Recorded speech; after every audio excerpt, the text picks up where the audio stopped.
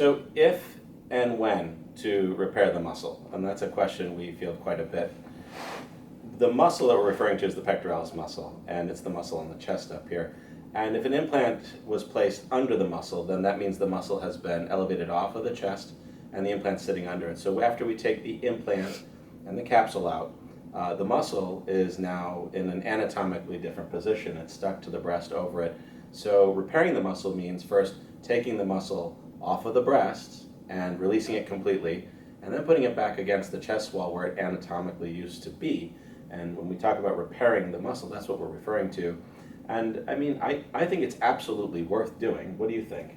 Yeah, I mean, I think that I always tell patients there's like 4 reasons why to put the muscle back in the right position. Number one, that's where it was before you had implants. It seems to make sense. That's the place that it should be after the implants are removed.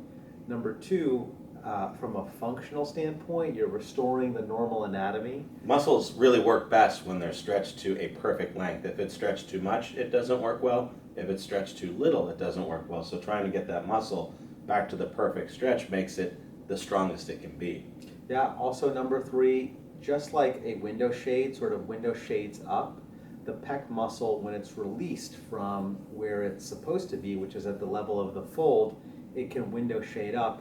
And sometimes you'll see patients who've had an en bloc capsulectomy, implant removal without muscle repair have a second crease higher up than their inframemory fold. And that's because the muscle's pulling on the breast Right, tissue. exactly. And so that second crease is from the muscle that hasn't been repaired. And I think really the final reason is that the thing that we worry about the most after an en bloc capsulectomy is bleeding, what's called a hematoma formation. And by repairing the muscle back to its normal position, you're controlling some of that space where bleeding can perhaps collect. So not only is it important from a functional standpoint, but even post-operatively to limit complications, I think it's an important thing to do.